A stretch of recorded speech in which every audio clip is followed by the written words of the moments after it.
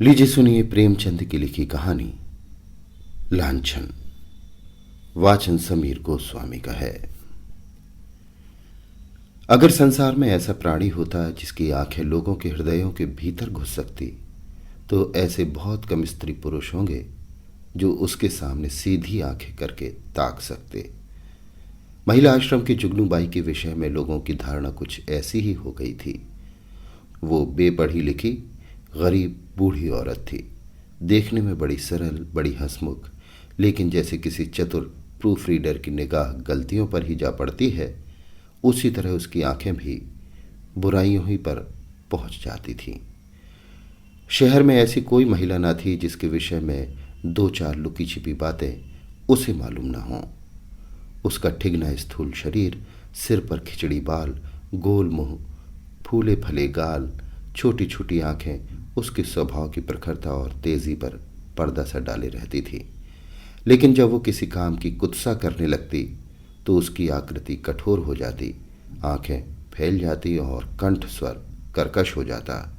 उसकी चाल में बिल्लियों का सा संयम था, दबे पांव धीरे धीरे चलती, पर शिकार की आहट पाते ही जस्त मारने को तैयार हो जाती थी। उसका काम था महिला आश्रम में महिलाओं की सेवा टहल करना, पर महिलाएं उसकी सूरत से कांपती थीं। उसका आतंक था कि ज्यों ही वो कमरे में कदम रखती, ओठों पर खेलती हुई हंसी जैसे रो पड़ती थी, चहकने वाली आवाज़ें जैसे बुझ जाती थीं, मानो उसके मुख पर लोगों को अपने पिछले रहस्य अंकित नजर आते हो।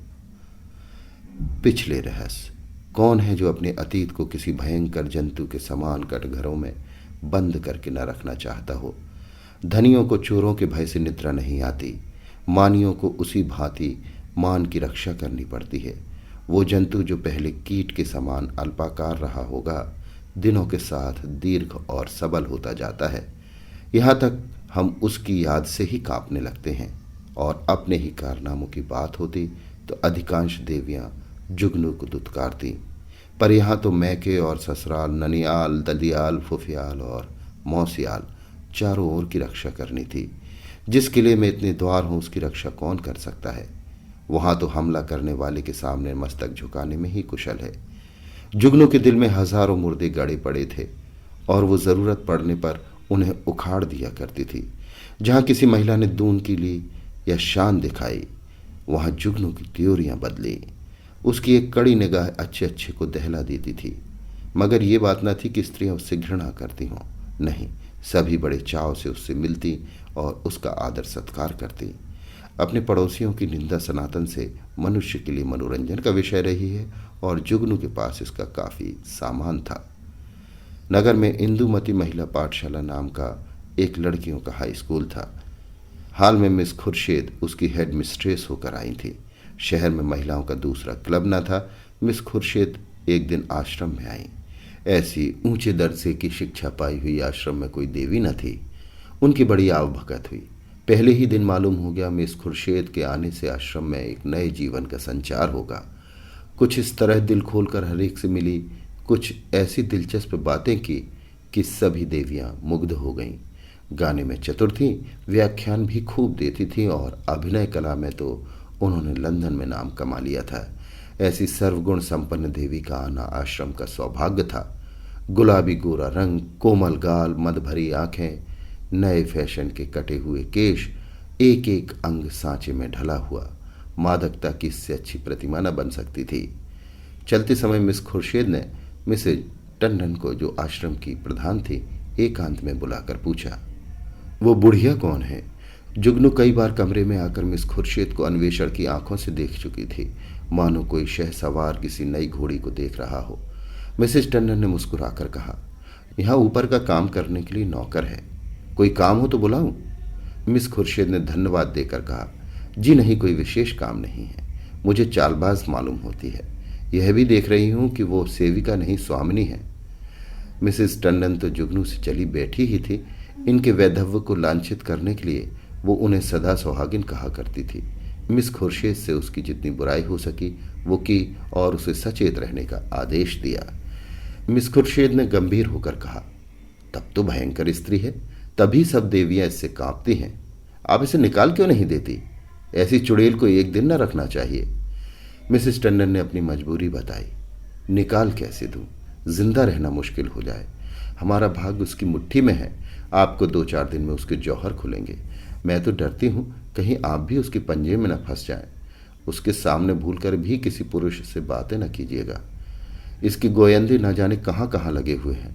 नौकर से मिलकर भेद ये ले, डाकिये से मिलकर चिट्ठियां ये देखे, लड़कों को फुसलाकर घर का हाल ये पूछे। इस राण को खुफिया पुलिस में जाना चाहिए था, यह न जाने क्यों आ मरी। मिस खुर्शीद चिंतित हो गई, मानो इस समस्या को हल करने की फिक्र में हों। एक क्षण बाद बोली, अच्छा मैं इसे ठीक करूंगी, अगर ना निकाल दूं तो कहना। मिसेस टंडन ने कहा, निकाल देने ही से क्या होगा, उसकी जबान तो न बंद होगी, तब तो वो और भी निडर होकर कीचड़ फेंकेगी। मिस खुर्शीद ने निश्चिंत स्वर में कहा, मैं उसकी जबान भी बंद कर दूंगी बहन, आप देख लीजिएगा। टके की औरत यहाँ की बादशाहत कर रही है, मैं ये बर्दाश्त नहीं कर सकती। वो चली गई तो मिसेस टंडन ने जुगनू को बुलाकर कहा, इस नई मिस साहब को देखा, यहाँ प्रिंसिपल हैं। जुगनू ने द्वेष भरे स्वर में कहा, आप देखें, मैं तो ऐसी सैकड़ों छोकरियां देख चुकी हूं, आंखों का पानी जैसे मर गया हो। मिसेस टंडन धीरे से बोली, तुम्हें कच्चा ही खा जाएगी, उनसे डरती रहना। कह गई है मैं इसे ठीक करके छोड़ूंगी। मैंने सोचा तुम्हें चेता दूं, ऐसा ना हो उसके सामने कुछ ऐसी वैसी बातें कह बैठो। जुगनू ने मानो तलवार खींचकर कहा, मुझे चेताने का काम नहीं, उन्हें चेता दीजिएगा। यहाँ का आना न बंद कर दूं तो अपने बाप की नहीं। वो घूमकर दुनिया देख आई है तो यहाँ घर बैठे दुनिया देख चुकी हूं। मिसेस टंडन ने पीठ ठोकी, मैंने समझा दिया भाई, आगे तुम जानो तुम्हारा काम जाने। जुगनू ने कहा, आप चुपचाप देखती जाइए कैसी तिगनी का नाच नचाती हूं। इसने अब तक ब्याह क्यों नहीं किया? उम्र तो 30 की लगभग होगी। मिसेस टंडन ने रद्दा जमाया, कहती है मैं शादी करना ही नहीं चाहती, किसी पुरुष के हाथ क्यों अपनी आज़ादी बेचूं? जुगनू ने आंखें नचाकर कहा, कोई पूछता ही ना होगा, ऐसी बहुत सी कुआरियां देख चुकी हूं, 70 चूहे खाकर बिल्ली चली हज को। और कई लौंडियां आ गई और इस बात का सिलसिला बंद हो गया।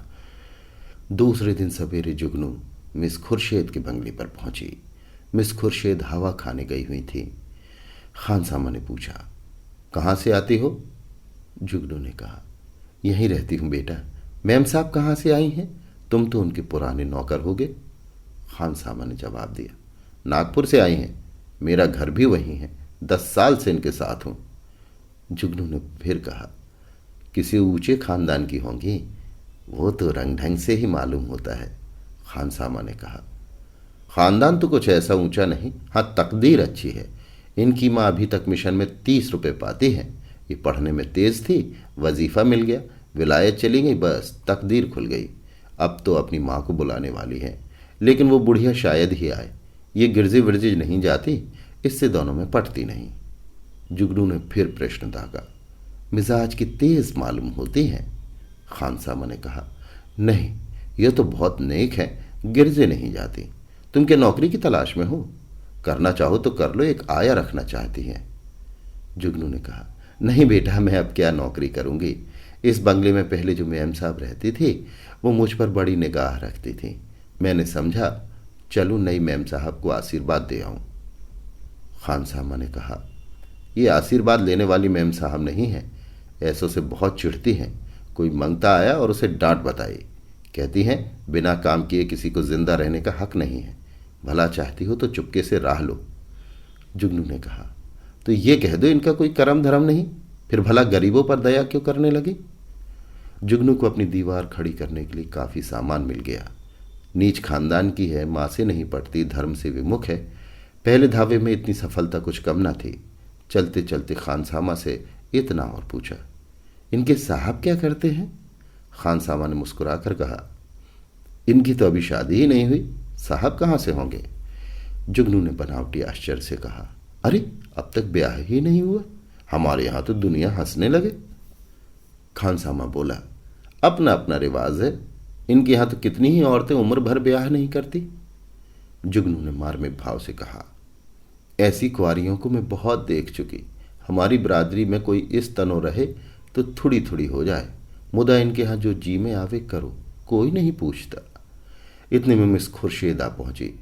गुलाबी जाड़ा पड़ने लगा था। मिस साहब साड़ी के ऊपर ओवरकोट पहने हुए थी।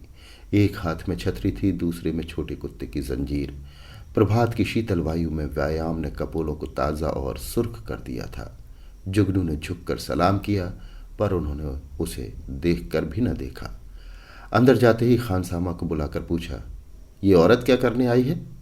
खानसामा ने जूते का फीता खोलते हुए कहा, भिखारिन है हुजूर, पर औरत समझदार है।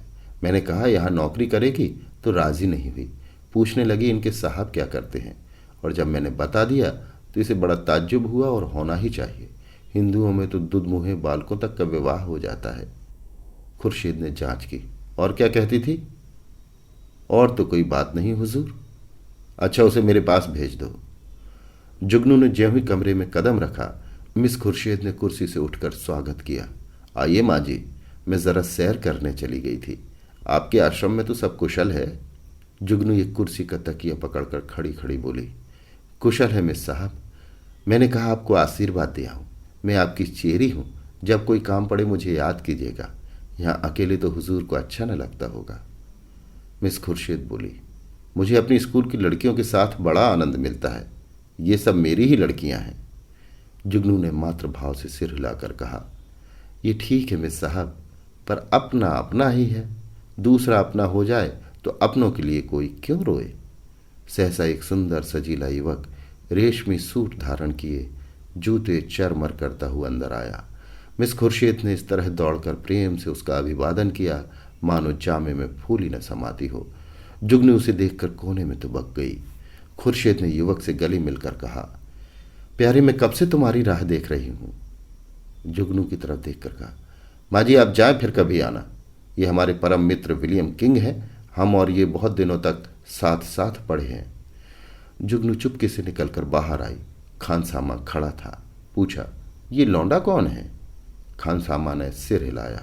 मैंने से आज ही देखा है। शायद अब कुंवारपन से जी उबा। अच्छा तहरदार जवान है। जुगनू ने कहा, दोनों इस तरह टूट कर गले मिले हैं कि मैं तो लाज के मारे गड़ गई। ऐसा चूमा चाटी तो जोरू खसम में नहीं होता। दोनों लिपट गए। लौंडा तो मुझे देखकर कुछ झिझकता था, पर तुम्हारी मिस साहब तो जैसे मतवाली हो गई थी। खानसामा ने मानो अमंगल के आभास से कहा, मुझे तो कुछ बेढब मुआवला नजर आता है। जुगनू तो यहां से सीधे मिसेस टंडन के घर पहुंची। इधर मिस खुर्शीद और युवक में बातें होने लगीं। मिस खुर्शीद ने कहा मारकर कहा, तुमने अपना पार्ट खूब खेला लीला। बुढ़िया सचमुच चौंधी आ गई। लीला ने कहा, मैं तो डर रही थी कि कहीं बुढ़िया भाप न जाए।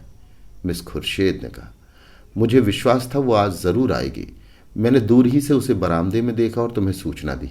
आज आश्रम में बड़े मजे रहेंगे। जी चाहता है महिलाओं की कन्फुसियां सुनती। देख लेना, सभी उसकी बातों पर विश्वास करेंगे। लीला ने कहा, तुम भी तो जानबूझकर दलदल में पांव रख रही हो। मिस खुर्शीद ने कहा, मुझे अभिनय में मजा आता है, दिल लगी रहेगी। बुढ़िया ने बड़ा जुल्म कर रखा है, जरा उसे सबक देना चाहती हूँ। कल तुम इसी वक्त इसी ठाठ से फिर आना। बुढ़िया कल फिर आएगी, उसके पेट में पानी ना हजम होगा। नहीं, ऐसा क्यों? जिस वक्त वो आएगी मैं तुम्हें खबर कर दूंगी। बस तुम छैला बनी हुई पहुंच जाना। आश्रम में उस दिन जुगनू को दम मारने की फुर्सत न मिली। उसने सारा वृतांत मिसेस टंडन से कहा। मिसेस टंडन दौड़ी हुई आश्रम पहुंची और अन्य महिलाओं को खबर सुनाई। जुगनू उसकी तस्दीक करने के लिए बुलाई गई। जो महिला आती वो जुगनू के मुंह से यह कथा सुनती। हर एक रिहर्सल में कुछ कुछ रंग और चढ़ जाता। यहाँ तक कि दोपहर होते होते सारे शहर के सभ्य समाज में वो खबर गूंज उठी। एक देवी ने पूछा, ये युवक है कौन? मिसेस टंडन ने कहा, सुना तो उनके साथ पड़ा हुआ है। दोनों में पहले से कुछ बातचीत रही होगी। वही तो मैं कहती थी कि इतनी उम्र हो गई, वो कुंवारी कैसे बैठी है? अब कलई खुली।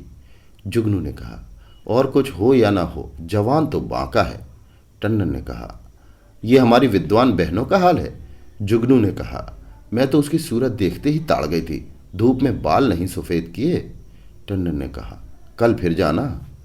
जुगनू ने कहा, कल नहीं, मैं आज रात को ही जाऊंगी। लेकिन रात को जाने के लिए कोई बहाना जरूरी था। मिसेज टंडन ने आश्रम के लिए एक किताब मंगवा भेजी। रात को 9 बजे जुगनू मिस खुर्शीद के बंगले पर जा पहुंची। संयोग से लीलावती उस वक्त मौजूद थी।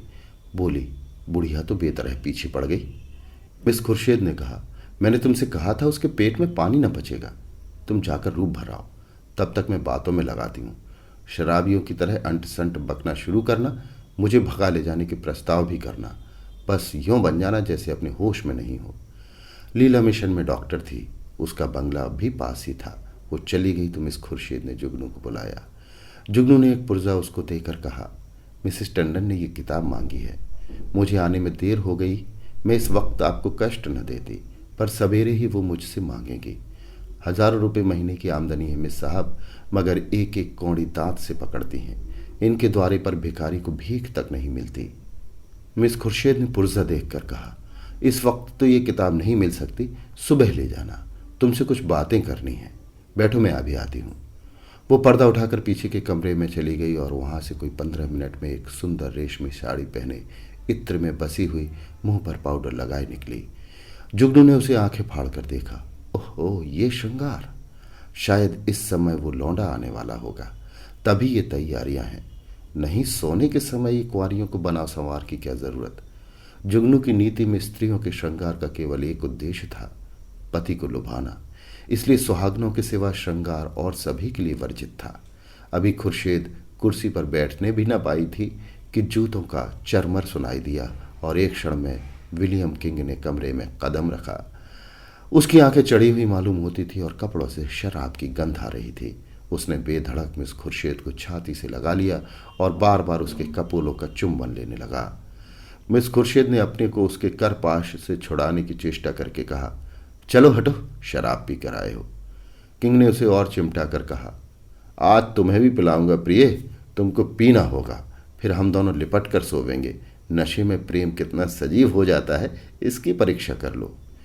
मिस खुर्शीद ने इस तरह जुगनू की उपस्थिति का उसे संकेत किया कि जुगनू पर नजर पड़ जाए, पर किंग नशे में मस्त था, जुगनू की तरफ देखा ही नहीं। मिस खुर्शीद ने रोष के साथ अपने को अलग करके कहा, तुम इस वक्त आपे में नहीं हो, इतने उतावले क्यों हुए जाते हो? क्या मैं कहीं भागी जा रही हूं? किंग ने कहा, इतने दिनों से चोरों की तरह आया हूं, आज से मैं खुले खजाने आऊंगा। खुर्शीद ने कहा, तुम तो पागल हो रहे हो, देखते नहीं हो कमरे में कौन बैठा हुआ है? किंग ने हक बकाकर जुगनू की तरफ देखा और झिझक कर बोला, ये बुढ़िया यहां कब आई? तू यहां क्यों आई बुढ़ी? शैतान की बच्ची, यहां भेद लेने आती है, हमको बदनाम करना चाहती है। मैं तेरा गला घोंट दूंगा, ठहर, भागती कहाँ है? मैं तुझे जिंदा ना छोड़ूंगा। जुगनू बिल्ली की तरह कमरे से निकली और सिर पर पांव रखकर भागी। उधर कमरे से कह कहे उठ उठकर छत को हिलाने लगे। जुगनू उसी वक्त मिसेस टंडन के घर पहुंचे। उसके पेट में बुलबुले उठ रहे थे, पर मिसेस टंडन सो गई थी। वहां से निराश होकर उसने कई दूसरे घरों की कुंडी खटखटाई, पर कोई द्वार न खुला और दुखिया को सारी रात इसी तरह काटनी पड़ी, मानो कोई रोता हुआ बच्चा गोद में हो। प्रातःकाल वो आश्रम में जा कूदी। कोई आधा घंटे में मिसेस टंडन भी आई। उन्हें देखकर उसने मुंह फेर लिया। मिसेस टंडन ने पूछा, रात क्या तुम मेरे घर आई थी? इस वक्त मुझसे? महाराज ने कहा। जुगनू ने विरक्त भाव से कहा, प्यासा ही तो कुएं के पास जाता है, कुआं थोड़े ही प्यासे के पास आता है। मुझे आग में झोंक कर आप दूर हट गई, भगवान ने मेरी रक्षा की नहीं, कल जान ही गई थी। मिसेस टंडन ने उत्सुकता से कहा, क्या हुआ? क्या कुछ कहो तो। मुझे तुमने जगा क्यों ना लिया? तुम तो जानती हो मेरी आदत सवेरे सो जाने की है। महाराज ने घर में घुसने ही ना दिया, जगह कैसे लेती? आपको इतना तो सोचना चाहिए था कि वो वहां गई है तो आती होगी, घड़ी भर बाद ही सोती तो क्या बिगड़ जाता, पर आपको किसी की क्या परवाह। तो क्या हुआ? मिस खुर्शीद मारने दौड़ी? वो नहीं मारने दौड़ी, उसका वो खसम है, वो मारने दौड़ा। लाल आंखें निकाले आया था और मुझसे कहा, निकल जा। जब तक मैं निकलूं तब तक वो हंटर खींचकर दौड़ ही तो पड़ा। मैं सिर पर पांव रखकर न भागती तो चमड़ा उधेड़ डालता, और वो राण बैठी तमाशा देखती रही। दानों में पहले से सधी बदी थी, ऐसी कुलटाओं का मुंह देखना पाप है। बेश्या भी इतनी निर्लज्ज ना होगी। जरा देर में और देवियां आ पहुंची। ये वृतांत सुनने के लिए सभी उत्सुक हो रही थी। जुगनू की कैंची अविश्रांत रूप से चलती रही। महिलाओं को इस वृतांत में इतना आनंद आ रहा था कि कुछ न पूछो। एक एक बात को खोद खोद कर पूछती थी। घर के काम धंधे भूल गए, खाने पीने की सुधे भी ना रही, और एक बार सुनकर उनकी तृप्ति न होती थी। बार बार वही कथा नए आनंद से सुनती थी। मिसेस टंडन ने अंत में कहा, हमें आश्रम में ऐसी महिलाओं को लाना अनुचित है। आप लोग इस प्रश्न पर विचार करें। मिसेस पांड्या ने समर्थन किया। हम आश्रम को आदर्श से नहीं गिराना चाहते। मैं तो कहती हूं ऐसी औरत किसी संस्था की प्रिंसिपल बनने योग्य नहीं। मिसेस बांगड़ा ने फरमाया। जुगनू बाई ने ठीक कहा था। ऐसी औरत का मुंह देखना भी पाप है। उसे साफ कह देना चाहिए, आप यहां तशरीफ न लाएं। अभी ये खिचड़ी पक रही थी कि आश्रम के सामने एक मोटर आकर रुकी। महिलाओं ने सिर उठा उठा कर देखा। गाड़ी में मिस खुर्शीद और विलियम किंग बैठे हुए थे। जुगनू ने मुंह फैलाकर हाथ से इशारा किया। वही लौंडा है। महिलाओं का संपूर्ण समूह चिक के सामने आने के लिए विकल हो गया। मिस खुर्शीद ने मोटर से उतरकर हुड बंद कर दिया और आश्रम की द्वार की ओर चली। महिलाएं भाग भाग कर अपनी अपनी जगह आ बैठी। मिस खुर्शीद ने कमरे में कदम रखा। किसी ने स्वागत न किया। मिस खुर्शीद ने जुगनू की ओर निसंकोच आंखों से देखकर मुस्कुराते हुए कहा, कहिए बाई जी, रात को आपको चोट तो नहीं आई? जुगनू ने बहुतेरी दीदा दिलेर स्त्रियां देखी थी, पर इस ढिठाई ने उसे चकित कर दिया। चोर हाथ में चोरी का माल लिए साह को ललकार रहा है। जुगनू ने ऐठ कर कहा, जीना भरा हो तो अब पिटवा दो, सामने ही तो है। खुर्शीद ने कहा, वो इस वक्त तुम्हें अपना अपराध क्षमा करने आए हैं। रात वो नशे में थे। जुगनू ने मिसेस टंडन की ओर देखकर कहा, और आप भी तो कुछ कम नशे में नहीं थी। खुर्शीद ने व्यंग समझकर कहा, मैंने आज तक कभी नहीं पी। मुझ पर झूठा इल्जाम मत लगाओ। जुगनू ने लाठी मारी। शराब से भी बड़ी नशे की चीज है कोई, वो उसी का नाश होगा। उन महाशय को पर्दे में क्यों ढक दिया? देवियां भी तो उनकी सूरत देखती। मिस खुर्शीद ने शरारत की। सूरत तो उनकी 1,00,000-2,00,000 में एक है। मिसेस टंडन ने आशंकित होकर कहा, नहीं, उन्हें यहां लाने की जरूरत नहीं। आश्रम को हम बदनाम नहीं करना चाहते। मिस खुर्शीद ने आग्रह किया, मामले को साफ करने के लिए आप लोगों के सामने आना जरूरी है। एक तरफा फैसला आप क्यों करती हैं? मिसेस टंडन ने टालने के लिए कहा, यहां कोई मुकदमा थोड़ी ही पेश है। मिसेस खुर्शीद बोली, वाह, मेरी इज्जत में बट्टा लग रहा है और आप कहती हैं कोई मुकदमा नहीं है। मिस्टर किंग आएंगे और आपको उनका बयान सुनना होगा। मिसेस टंडन को छोड़कर और सभी महिलाएं किंग को देखने के लिए उत्सुक थीं। किसी ने विरोध न किया। खुर्शीद ने द्वार पर आकर ऊंची आवाज से कहा, तुम जरा यहां चले आओ। हुड खुला और मिस लीलावती रेशमी साड़ी पहने मुस्कुराती हुई निकल आई। आश्रम में सन्नाटा छा गया। देवियां विस्मित आंखों से लीलावती को देखने लगीं। जुगनू ने आंखें चमकाकर कहा, उन्हें कहां छिपा दिया आपने? खुर्शीद बोली, छू मंतर से उड़ गए, जाकर गाड़ी देख लो। जुगनू लपक कर गाड़ी के पास पहुंच गई और खूब देखभाल कर मुंह लटकाई हुई लौटी। मिस खुर्शीद ने पूछा, क्या हुआ, मिला कोई? जुगनू ने कहा, मैं ये तिरिया चरित्र क्या जानूं। लीलावती को गौर से देखकर बोली, और मर्दों को साड़ी पहनकर आंखों में धूल झोंक रही हो, यही तो है वो रात वाले साहब। खुर्शीद ने पूछा, खूब पहचानती हो? जुगनू ने कहा, हाँ हाँ, क्या अंधी हूं? मिसेस टंडन ने कहा, क्या पगलों सी बातें करती हो जुगनू, ये तो डॉक्टर लीलावती हैं। जुगनू ने उंगली चमकाकर कहा, चलिए चलिए, लीलावती हैं, साड़ी पहनकर औरत बनते भी लाज नहीं आती। तुम रात को इनके घर पर थे? लीलावती ने विनोद भाव से कहा, मैं कब इनकार कर रही हूं? मैं इस वक्त लीलावती हूं, रात को विलियम किंग बन जाती हूं, इसमें बात ही क्या है? देवियों को अब यथार्थ की लालिमा दिखाई दी। चारों तरफ कह कहे पड़ने लगे। कोई तालियां बजाती थी, कोई डॉक्टर लीलावती की गर्दन से लिपट जाती थी, कोई मिस खुर्शीद की पीठ पर थपकियां देती थी। कई मिनट तक हू हक मचता रहा। जुगनू का मुंह उस लालिमा में बिल्कुल जरा सा निकल आया। जबान बंद हो गई। ऐसा चरका उसने कभी न खाया था। इतनी जलील कभी न हुई थी। मिसेज मेहरा ने डांट बताई, अब बोलो दाई, लगी मुंह में कालिक की नहीं? मिस बांगड़ा ने कहा, इसी तरह सबको बदनाम करती है। लीलावती ने कहा, आप लोग भी तो जो ये कहती हैं उस पर विश्वास कर लेती हैं। इस हरबोंग में जुगनू को किसी ने जाते न देखा। अपने सिर पर यह तूफान उठते देखकर उसे चुपके से सरक जाने में ही अपनी कुशल मालूम हुई। पीछे के द्वार से निकली और गलियों गलियों भागी। मिस खुर्शीद ने पूछा, जरा उससे पूछो मेरे पीछे क्यों पड़ गई थी? मिसेस टंडन ने पुकारा, पर जुगनू कहाँ। तलाश होने लगी। जुगनू गायब। उस दिन से शहर में फिर किसी ने जुगनू की सूरत नहीं देखी। आश्रम के इतिहास में ये मामला आज भी उल्लेख और मनोरंजन का विषय बना हुआ है। अभी आप सुन रहे थे प्रेमचंद की लिखी कहानी लांछन। वाचन समीर गोस्वामी का था।